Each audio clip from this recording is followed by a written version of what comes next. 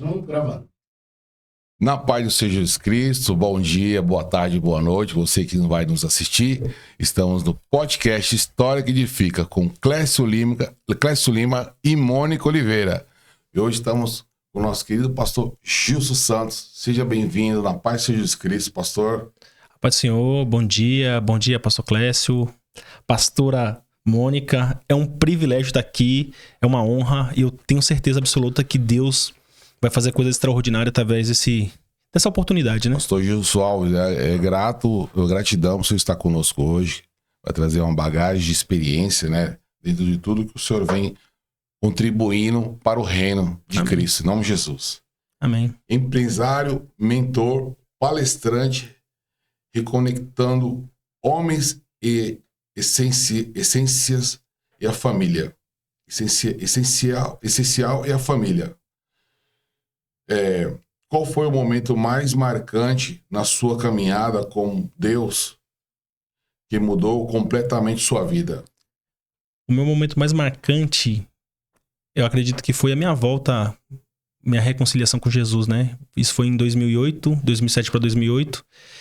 Eu estava vivendo um momento muito, muito crítico da minha vida, em relação a tudo, em todos os pilares da minha vida, estava bem disfuncional.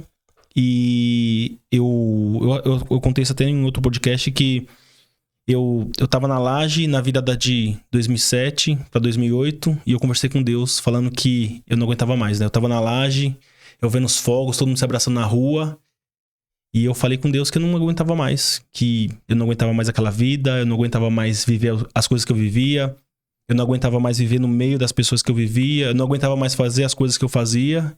E a partir daquele momento ali, minha vida foi transformada porque ele fez diversas coisas assim que me direcionou, né? Foi isso. Isso foi pra mim o momento mais marcante. Quando você estava nesse momento aí, o Senhor te tocou, você quis... Como é que foi? Eu queria entender assim, quando você estava lá naqueles fogos que você decidiu, foi uma decisão que você colocou, Deus tocou em você, visitou você falou assim, não, agora é o momento de eu voltar para Jesus, foi isso? Olha, eu acredito que Deus, ele fala conosco diariamente, de várias formas, né? Mas eu acredito que cada ser humano, ele tem que ter uma decisão. E eu precisava ter uma decisão.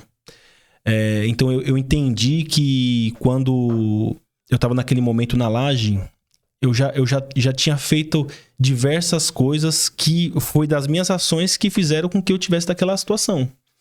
Então eu acredito sim que Deus, ele toca na gente diariamente. Deus, ele nos dá a oportunidade diariamente. É o ser humano que não enxerga, que era o meu caso. Mas assim, o que fez eu chegar naquele limite foi as diversas ações que eu já tinha tomado até aquele momento. Então assim, eu já estava no começo de um relacionamento, que é a minha esposa hoje, né? E então quando eu estava na laje lá, eu já tinha sido cristão. Eu me converti, eu tinha por volta de 10 anos, 9 anos de idade, eu não lembro muito bem. E só que eu no meio do caminho eu me afastei. Me desviei, então eu fiquei alguns anos totalmente fora daquilo que Deus tinha pra minha vida, que foi escolhas minhas. Não foi culpa de Deus, não foi culpa dos irmãos da igreja, não. A culpa foi minha de escolher caminhos diferentes e eu entrei nessa pilha de olhar pro homem, achar que o homem de alguma forma me deve alguma direção, sabe? Que a gente olha pra... Um posicionamento. Isso, a gente olha pra pessoas que nos inspiram, né? Homens são falhos. Sim. E por olhar isso, eu decidi sair da igreja. Então, isso fez com que eu me afastasse. E eu cheguei ao ponto de estar desviado. E quando eu cheguei nesse ponto de 2007 para 2008, já tinha acontecido muita coisa. E então eu já não aguentava mais. Eu não aguentava mais aquela vida que eu vivia. Eu não aguentava mais aquela vida de bebida. Então, eu queria uma mudança. Acho que é chamado de Deus, né? Isso. Então, assim, ardia no meu coração uma mudança. E eu sentia essa necessidade de mudar. Ainda mais que eu estava entrando num relacionamento. Então eu precisava de uma direção diferente. E ali eu abri meu coração pra Jesus ali, né? Enquanto as pessoas estavam ali se abraçando na rua, que é um momento feliz de virada de ano, eu tava triste, eu tava chorando. E eu não queria mais viver aquela situação. Então eu falei pra Deus, eu não aguento mais. Eu não aguento mais viver essa vida, eu não aguento mais viver dessa forma. E agora? E aí, a partir daquele momento ali, daquela oração sincera, no ano de 2008, muitas coisas começaram a acontecer. Página virada, totalmente virada. Glória a Deus. Glória a Deus. Como você concilia os papéis de pastor, empresário, mentor, palestrante, sem perder o equilíbrio? Então, assim, ó, hoje eu congrego uma igreja maravilhosa, que é a DAI. Mas assim, antes de eu estar na DAI, eu congreguei 14 anos na Assembleia de Deus Madureira. Eu cheguei a pastorear, junto com a minha esposa, uma das igrejas da Debrais. Só que eu sou uma pessoa assim que eu gosto muito de ouvir a voz de Deus. Eu gosto muito de ser direcionado por Deus. E muitas das coisas que Deus quis era totalmente contra aquilo que eu queria. Uma das coisas era ser pastor. Eu não no começo da minha caminhada como pastor, eu não gostei muito dessa ideia de Deus que quisesse que eu fosse pastor. Então eu relutei muito. Hoje pra mim é muito tranquilo. Quando as pessoas me chamam de pastor, inclusive o senhor no post me chamou de pastor, eu falei, glória a Deus por isso, né? Glória a Deus por isso. Então pra mim é muito leve hoje ser pastor.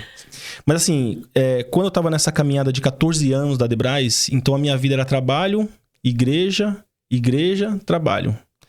E nós como pastor, a função de pastor, ela exige muito, demais, assim. E eu tava num ponto que eu percebi que o meu casamento não estava da forma com que deveria estar. Da forma com que a palavra diz que está. Eu vi que eu era bênção pros casais, mas eu não tava sendo bênção pro meu casamento. Eu vi que pros jovens eu era o cara bem legal, o pastor legal. Mas eu vi que meus 3 filhos em casa estavam começando a ficar de lado. E aí eu comecei a conversar com Deus... E Deus foi me direcionando, e é uma longa história essa do pastorado, mas assim, Deus foi me direcionando e eu fui entendendo que eu tinha que olhar para minha casa. Sim. Eu entendi que eu tinha que olhar para o meu casamento. Então, eu consultei muito a minha esposa, a gente conversou muito sobre na época, se era a decisão certa mesmo sair da igreja, porque Deus estava falando para mim sair da igreja. Deus estava falando para mim sair do ministério da Debrais. E eu não sabia para onde eu ia. Antes de ir para a DAI, eu não sabia pra onde eu ia. E a gente fomos pra muita igreja. Eu não queria chegar numa igreja que eu me sentisse adaptado. Mas eu queria chegar numa igreja que eu fosse confrontado. Porque as pessoas procuram muito lugar que se adequa a você, né? A gente não tem que estar num lugar que se adequa. A gente tem que estar num lugar que a palavra, ela é viva.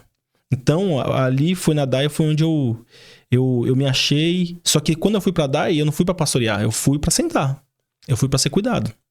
E aí, nesse momento que eu fui ser cuidado, que foi no começo da pandemia, foi ali o momento que nós saímos da Debrais, né?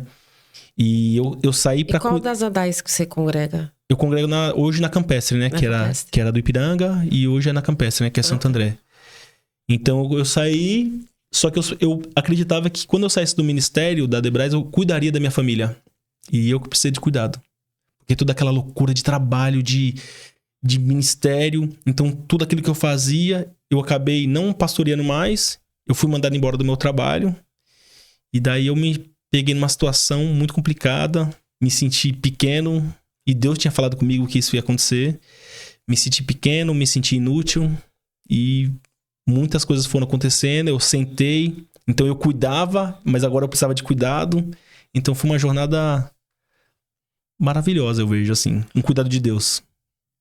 Qual é o maior desafio que os homens enfrentam hoje na busca por propósito e identidade?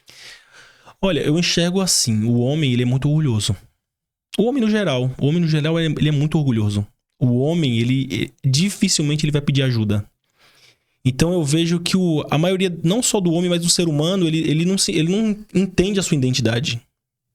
Se a gente for perguntar para as pessoas quem elas são, muitas delas não vão saber responder.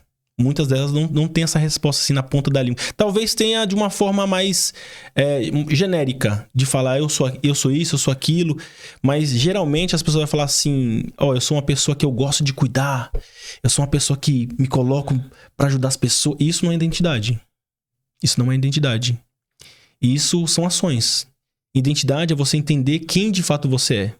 Então, se eu perguntasse para alguém que está assistindo agora quem ela é, talvez haja uma confusão na mente. E a nossa identidade é imagem e semelhança. Sim. Nós somos imagem e semelhança, nós somos filhos, nós somos cuidados, nós somos queridos, nós somos amados, nós somos fortes.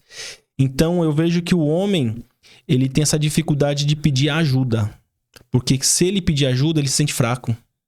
E o homem, nos dias de hoje, ele acredita que para ser homem ele não tem que chorar. Não, o homem ele tem que mostrar assim a sua fragilidade, que ele é ser humano, que ele tem sentimento. E o homem deveria procurar ajuda. Óbvio que de pessoas que são confiáveis, que você pode ali conversar, que vai te trazer estrutura. Mas assim, eu vejo que a dificuldade do homem é exatamente isso, é de entender sua identidade e de ver que ele é vulnerável, né? De ter esse equilíbrio. O homem tem essa dificuldade de se colocar na posição de firmeza e ao mesmo tempo de ter o cuidado de ter, sabe, de amar, por exemplo. Ele tem essa dificuldade de ser duro na hora que não é pra ser duro e na hora de ser amável ele não tem essa sensibilidade. Eu vejo que o homem tem essa dificuldade. Sim. Então eu acho que esse é um dos maiores desafios que os homens enfrentam. Glória a Deus. Deixa eu te falar uma coisa. Quando você estava fazendo comentário que é difícil o homem pedir ajuda, e isso na Bíblia também tem um ensinamento, né? Porque a Bíblia nos ensina nós sermos totalmente dependentes. Sim. Nós vemos a história de Noé. Noé precisou ser dependente de Deus. Totalmente. Na construção daquela arca. Sim.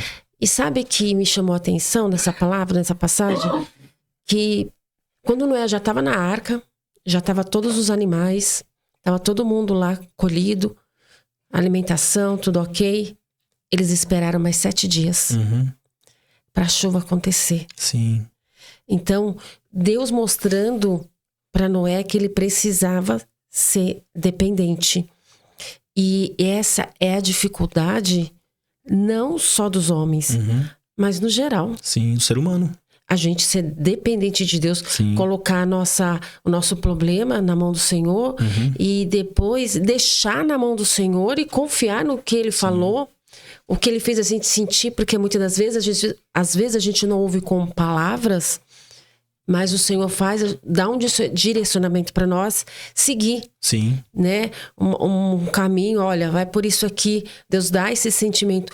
Mas muitas das vezes a gente não consegue.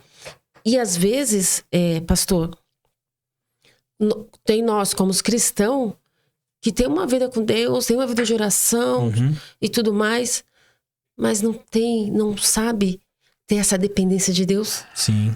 Para quando você vai dobrar o joelho e orar, entregar seu problema, e às vezes a pessoa nem dormir, consegue dormir.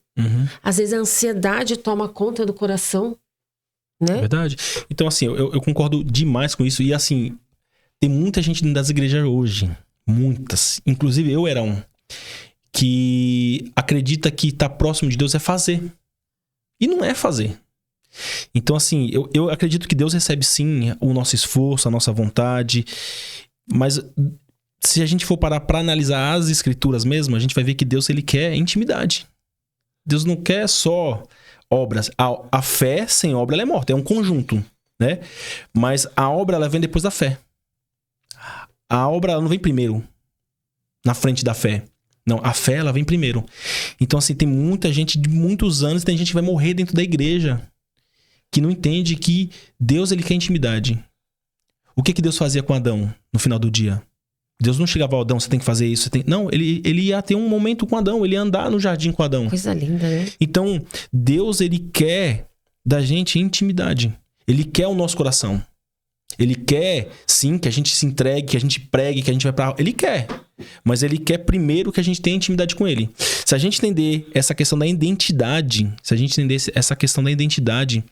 nossa, a gente vai entender. Porque quando eu faço alguns exercícios de inteligência emocional, que eu sou profissional de inteligência emocional, a primeira coisa que eu coloco é que eu sou imagem e semelhança.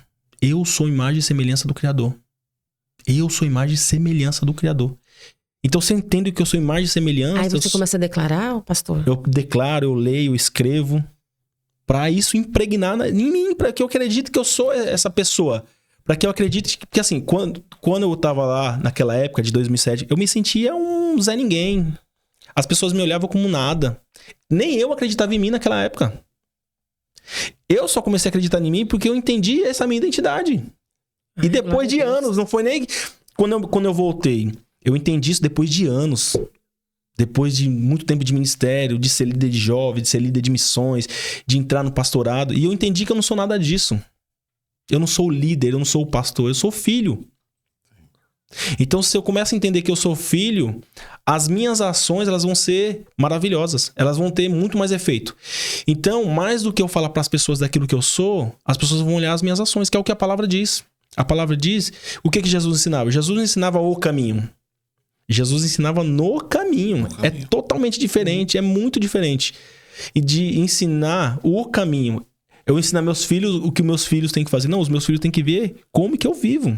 É isso mesmo. Aí, através disso, vai vir a transformação das pessoas. Tem até uma frase muito famosa que diz assim: pregue. Se necessário, use palavras. Sim. É o que? É pregar com a nossa vida. É pregar com o nosso caminho. Então, se a gente entender essa questão de quem nós somos, flui muito mais. Então, eu vejo isso. Eu vejo que muitas pessoas dentro da igreja, elas fazem obras. E não tá errado. Agora, é a intenção da obra. É a intenção de como é feita a obra. Porque talvez se eu tivesse no título ainda do pastor, talvez eu ficaria chateado na DAI. Ah, eu sou pastor, eu vou ficar sentado. Não, eu sou filho. Então, eu entendi que é o momento de eu ser cuidado. E eu não preciso ter uma carteirinha pra fazer obra. Pra mim, falar do amor de Jesus é aqui, ó, no podcast. Sim. Ó, Jesus, ele ama e tem um propósito, um projeto. Jesus, ele ama independente de você ser bom ou mal. Independente. Jesus, ele não ama se a pessoa faz ou não faz. Ele ama pelo simples fato de amar. É isso. Estamos aqui no podcast História que Edifica. Eu quero convidar você que está chegando aí, dá um like, compartilha, comenta. E hoje estamos com esse querido, maravilhoso pastor Gilson Alves, empresário, coach. E vai falar muita coisa aqui ainda. Eu tenho alguns minutos hoje, mas vamos interagir. E, pastor, também participou do Legendários também, né? Participei do Legendário. Eu sou Legendário 111.673. Top. Foi um privilégio. Há quem diga que montanha para virar homem. Então, assim, ó, eu vejo toda essa crítica que hoje tem, esse bombardeio na internet, porque as pessoas não fazem a mínima ideia do que acontece na montanha. Eu sou pastor, eu sou empresário, eu sou pai, eu sou filho, eu sou coach, né? E tive esse convite de ir pros Legendários. Só que eu não resisti, não. Eu quis saber como que era. Antes de criticar, eu quis ver o que era. Pra me falar mal, eu vou saber o que é. E só vai saber quem vai, viu, pastor? Você não foi ainda não, né? Se Deus quiser. Então vai. Vai no próximo. E assim, ó, eu não posso dar muito spoiler do que acontece no Legendário. Mas o que eu posso dizer é que, assim, o Legendário, ele me posicionou dentro da minha casa. Uau. Foi uma das coisas que me fez eu entender. A maior lição que eu tirei do Legendário pra minha vida, que eu posso falar, é que nada é pela força do nosso braço. Nada é pela nossa mão.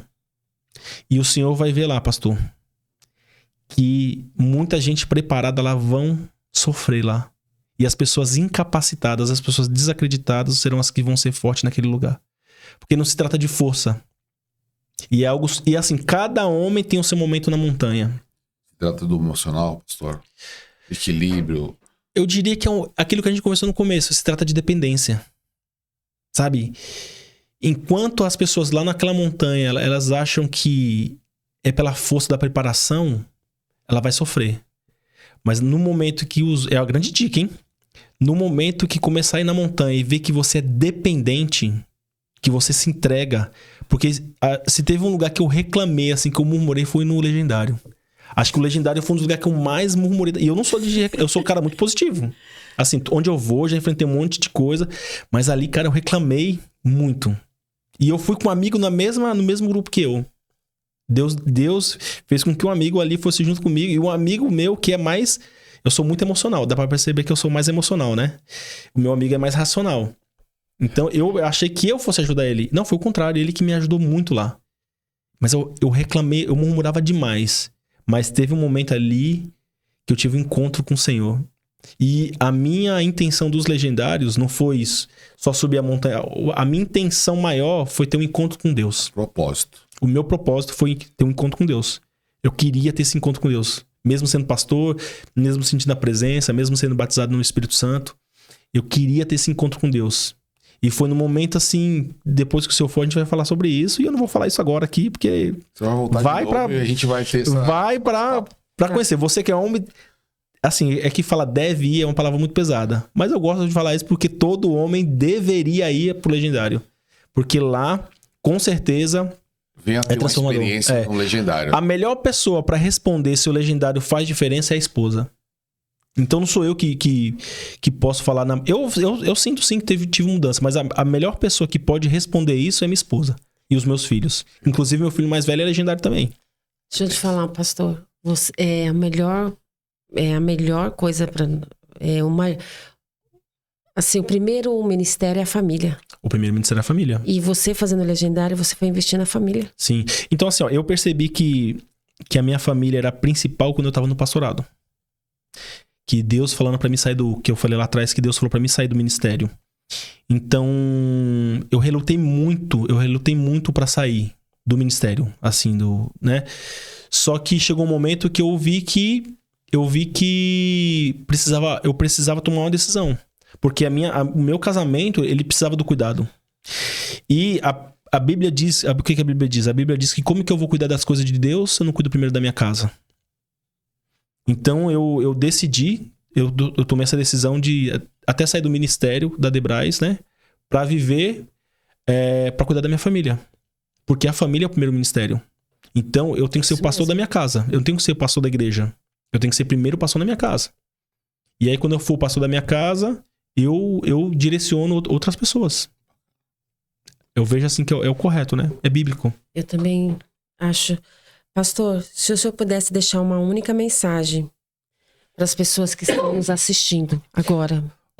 A mensagem que eu deixaria para a pessoa ir pensar e refletir é: se você não investiu em você, seja monetário, seja de tempo, seja de estudo, se você não investiu em você ainda, talvez você precise se amar mais.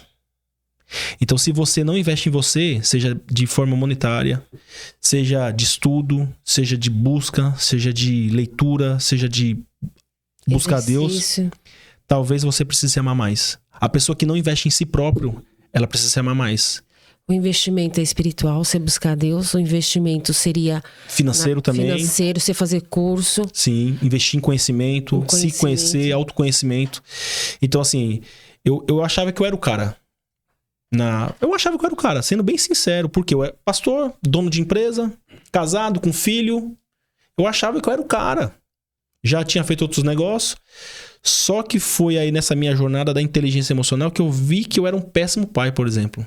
E pra mim reconhecer que eu era um péssimo pai, eu tive que me autoconhecer. Através do autoconhecimento, da inteligência emocional, eu pude perceber que eu tava matando meu filho mais velho.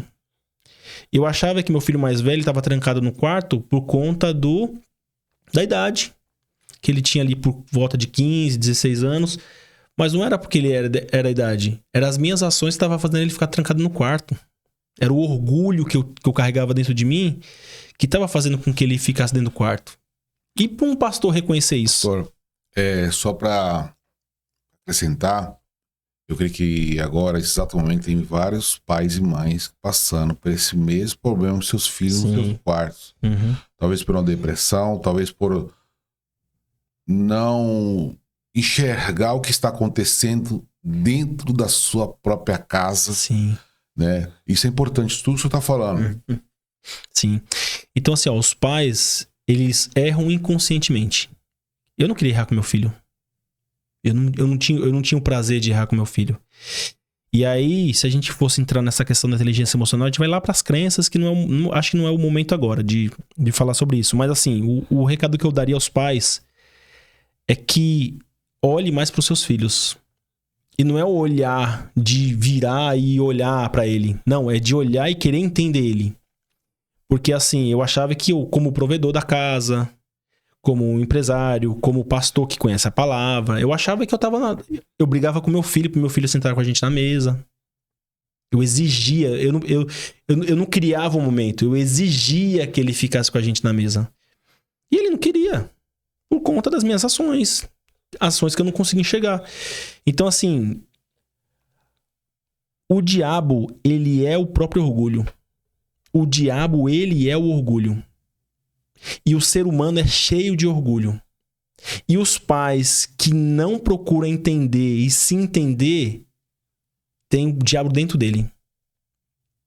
Porque o orgulho, ele toma conta da humanidade. E se as pessoas não olham para dentro de si e não percebem que tem orgulho, elas estão cheias de demônios. E o orgulho mata a família.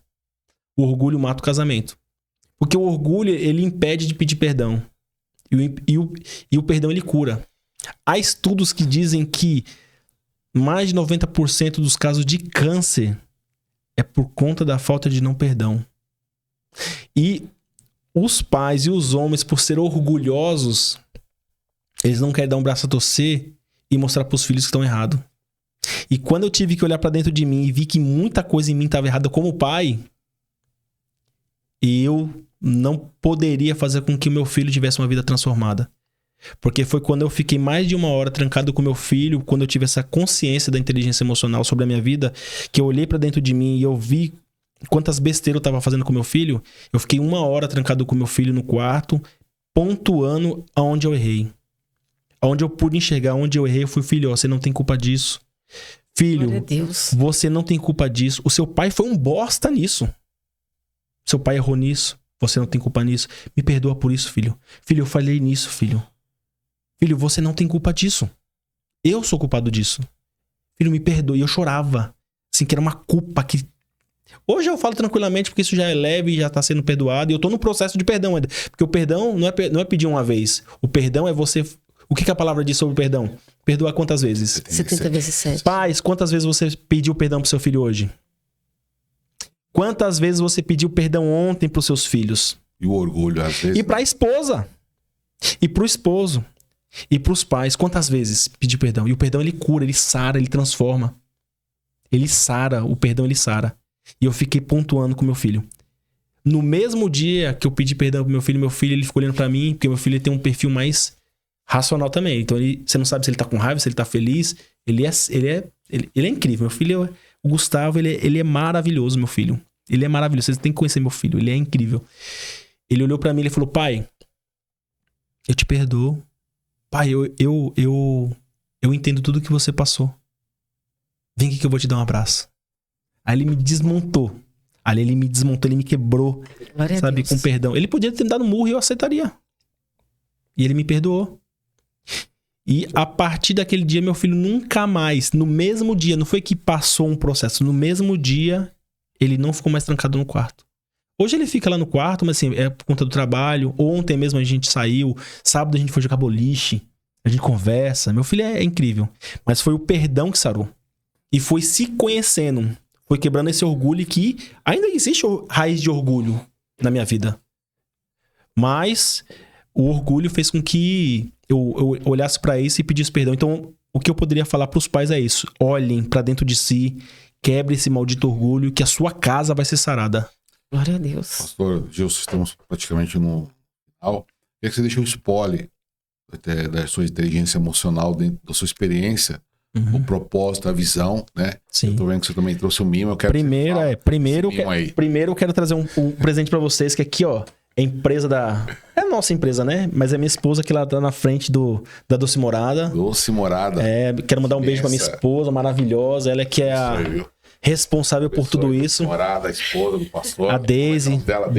Daisy Alves, minha esposa maravilhosa. Alves, incrível. Deus abençoe, viu? Doce Morada. Doce Morada. Ela é uma das pessoas que eu mais me inspiro, assim. Minha esposa, ela é maravilhosa. Inclusive, Mônica, se você quiser conversar com ela, ela é top, viu? Vale muito a pena conhecer a Daisy, ela é extraordinária. Então, assim, a inteligência emocional apareceu na minha vida. E também depois eu queria que você falasse um pouquinho do Posso abrir? Com Pode? negócios. Falo sim. Você fala um pouquinho também, tá? Então, assim, enquanto vocês vão abrindo aí, tudo isso apareceu muito junto. A Doce Morada, que era a antiga de Doces lá no Heliópolis, nós começamos a vender doces lá na comunidade. Minha esposa teve essa brilhante ideia de montar esse negócio, que virou hoje a Doce Morada. São doces, assim, maravilhosos.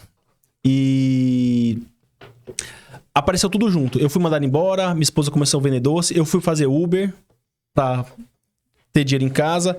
Minha esposa viu que o dinheiro que eu tava conseguindo não tava dando. Então ela falou, eu vou fazer doce pra te ajudar. E aí surgiu a Doce Morada. Surgiu a Doce Morada. É benção. Forte aqui hoje, hein? Olha os doces. Só coisa boa. Então, assim, a inteligência emocional surgiu aí. Porque eu vi Você que dá curso de inteligência emocional. eu sou coach. Você é coach. Eu atendo pessoas. Que legal. Eu sento frente a frente com a pessoa e ali eu tenho ferramentas que faz com que a pessoa entenda de fato ali o que ela tá vivendo no momento. Ela vai se entender ali como que ela tá, o momento dela. Que legal. E entender claramente onde ela quer chegar. Só que assim, por exemplo, a pessoa vai entender como ela tá aqui, ela vai entender se é congruente aonde ela quer chegar. Porque, por exemplo, a pessoa ela quer entender que tá num estado crítico hoje e ela quer ganhar 1 milhão daqui a um ano. É possível? É possível. Só que assim, nós criamos um plano de ação para entender se essa meta da meta atual até onde ela quer chegar, se vale a pena essa meta. Por exemplo, a pessoa sai daqui hoje e tem 1 milhão daqui a um ano. É bom? Eu falo que depende. Eu não vou deixar vocês responder porque vocês vão falar que é, né? Mas depende. Depende. Todo mundo fala que é. Que é 1 milhão na conta, né? É que assim, agora assim, ó, imagina assim, ó, você entendendo como que você tá vivendo hoje e daqui a um ano você chega. Você consegue 1 milhão. Imagina, você lá recebendo 1 milhão. Só que acabou o casamento, os filhos te odeiam, os seus amigos não querem saber de vocês, os sócios somem, porque foi tanta coisa errada que fez, mas tá lá 1 milhão na conta. Esse 1 milhão vai ser bom? Aí não. Vai ser péssimo, né? Vai ser péssimo. Então, assim, não vale a pena esse 1 milhão. Agora, vamos imaginar que o cenário tá péssimo. E tem lá 1 ano depois, 1 milhão na conta, certo? A inteligência emocional é isso, é entender o processo. Porque é o processo que tem que valer a pena. E essa inteligência emocional, ela vai abranger tanto familiar como profissionalmente. Entender aonde estão os pontos críticos da vida e trabalhar ele para potencializar.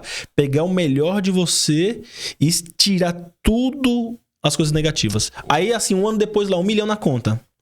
Só que quando você chegou lá, o casamento tá mais firme, porque o casal tá junto, no mesmo propósito, com Deus na frente. A família chora, mas chora de orgulho.